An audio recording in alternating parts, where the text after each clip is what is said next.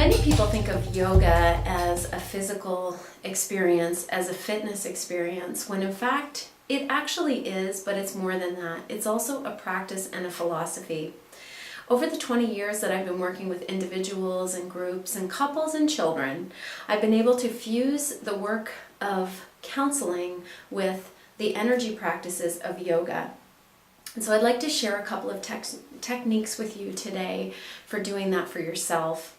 In particular, these techniques are meant to help you if you're having conflict in a relationship with someone else, which we all walk the earth and we are all in relationship with someone. It could be a family member, a colleague, or a friend. And if you have something like that happening, this will help you to shift the energy very quickly. The first one is called the Soham link. And Soham is a Sanskrit term that means I am that. And it's based on the premise that we are all connected to each other at our essence. And it kind of helps us to cut away the things that divide us and come back to a unity with the other person. And this technique uses a mantra that is very simple. We visualize the other person, and the mantra is, the love in me honors the love in you. The love in me honors the love in you.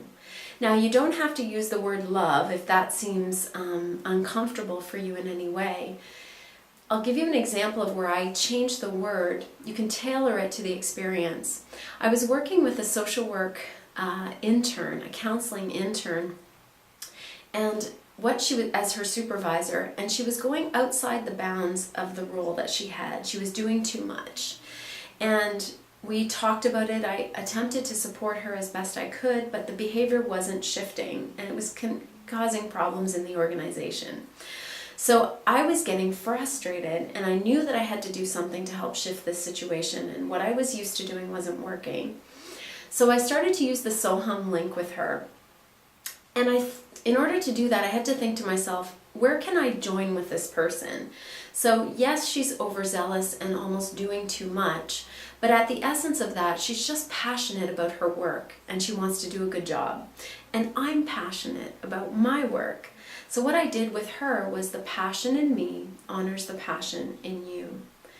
And the results of doing that were incredibly beneficial. I did it for a couple of minutes a day for 5 days, and it shifted the energy in incredible ways. The second technique I'd like to share is called the Path of Innocence.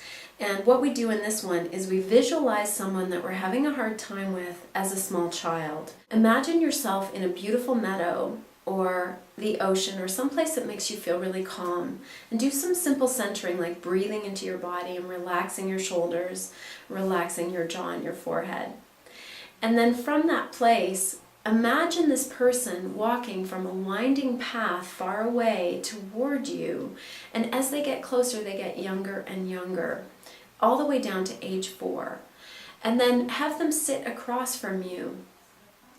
As you sit face to face, recognize that as a child, we sometimes have unmet needs, and through the path of our lives, there are certain wounds that occur, and some that may create behavior patterns that may be difficult for us to deal with as adults, to adult. Soften your understanding of this person by looking at them at age 4, and then say thank you to them for giving you the opportunity to practice tolerance and patience and understanding.